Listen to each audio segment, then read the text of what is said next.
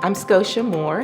I have always been a person who wanted to see relationships woven together and to see torn relationships mended. I'm a mother of 10, and I kind of stumbled into this work right at the beginning of COVID. So a group of philanthropic leaders had come together. I was working as a consultant with Tyler. Scotia and I had the opportunity to kind of be the guide and facilitators of that community of resource partners and practitioners. Very shortly after that, the killing of Ahmaud Arbery became national news. Just a little bit after that was the killing of George Floyd. This group very beautifully and courageously stepped into like this willingness to do some self-reflection.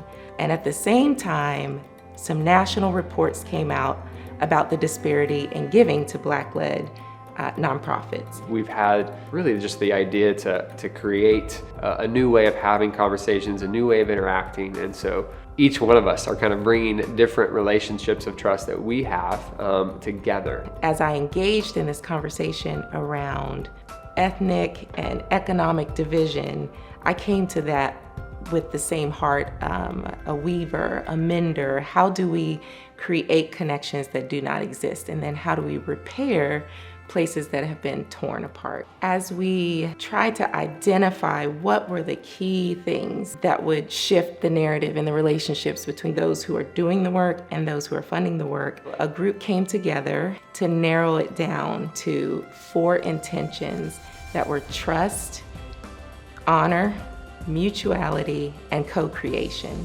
Out of that, we moved to, okay, how can we share this story? Like, here's the next step, because it was all an experiment.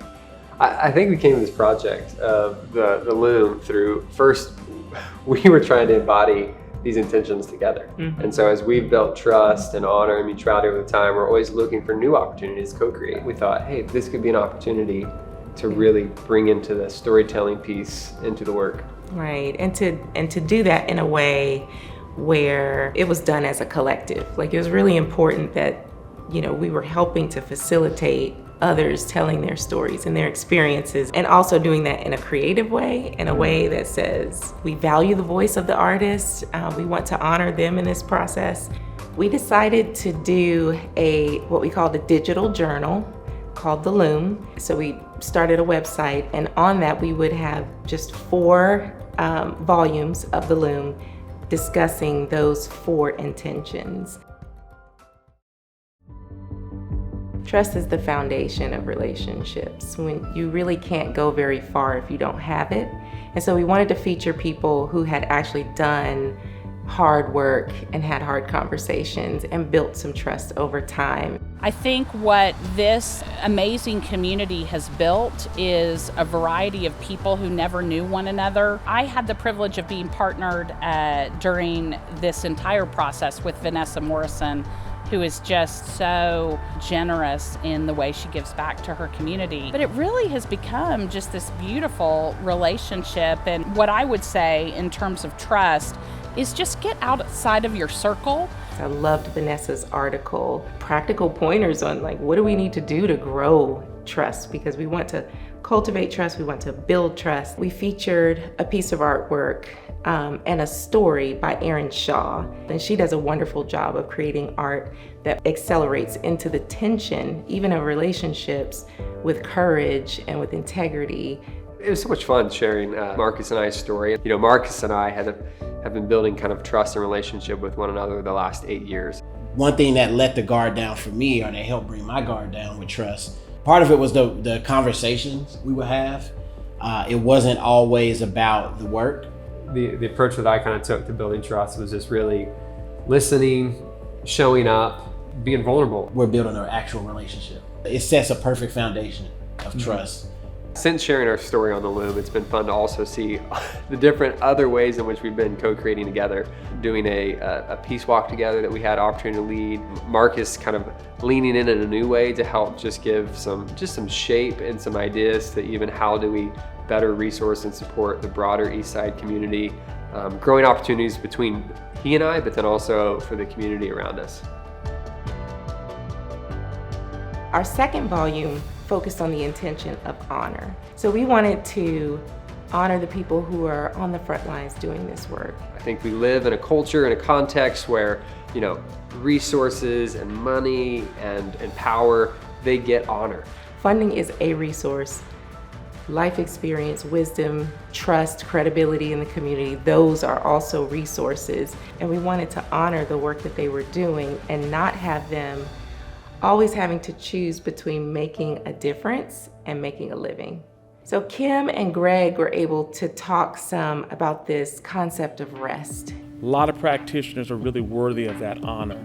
And one of the things that I think about as in a way of honoring them is this whole idea of being able to honor them with the opportunity to rest, to actually be able to take a step back and be honored in just a little bit of a different way. One way to recognize and honor someone is really as simple as saying, like, you were made in the image of God, and with that, very intentionally comes the understanding that you were made to rest, that you deserve to be yourself as much as you deserve to do things for others. Gerald Scott is one of those stories. He has shared the challenges in a very vivid way through some beautiful illustration in his article in volume 2. And then Nathan Pratt is our featured artist for that volume. When we see ourselves reflected in the brokenness of our community, then our heart turns from a heart of stone to a heart of flesh. Lament as a way to kind of honor really moves us from the head to the heart, to really have the courage to be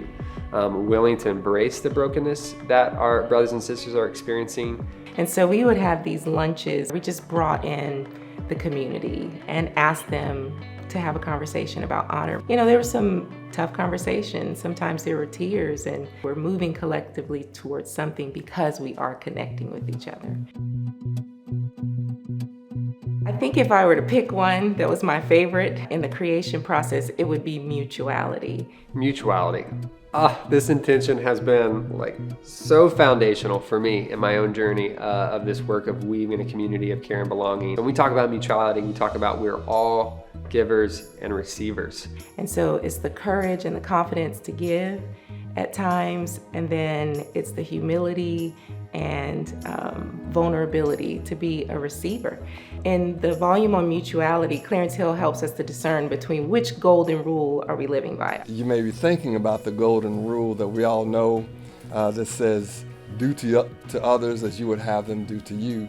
But there's another golden rule, and the concept is whoever has the gold makes the rules. The question is, which golden rule do you live by? Is there a mindset where you're saying, hey, let's work together, and I'm going to try to see it through your eyes?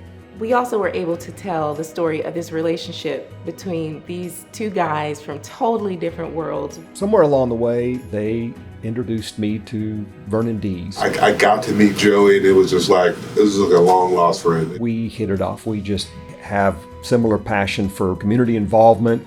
We kind of got lost in trying to figure out who was mentoring who. Our change and impact happens on the level of relationship. It's that weaving together of ideas and relationship, and that bond is happening and strengthening our community, it's strengthening our city. And I'm pumped to get to do that with Joey. And in their story, they discover that there is a mutual relationship that they have with this phenomenal woman, Ilinda Jackson. And they just really embodied what a relationship looks like that has trust, honor, and shows mutuality. So we were able to partner with a dance studio and ask them, would they put together a dance that embodied the concept of mutuality. So the day came where we were going to video this dance and realized that there needed to be some shifts to fully show this concept of mutuality. So we had to huddle up, and we had to and we discussed why those shifts needed to be made. And then in real time, these amazing choreographers were shifting some of that dance around, re-choreographing. Dancers were learning it fresh, and then we got to shoot it one time, one take. We practiced mutuality, and we practiced working through the tension and the stress of having to make decisions in real time. But in the end, we had this beautiful piece that embodied mutuality that all of us were able to speak into. And that's what mutuality is. When we're coming to tables, it can be uncomfortable, but at the end, it helps us to come out with something that's better than what any of us could do on our own. Working towards removing this constant barrier that it's us and them, and it's moving us to more of it's we.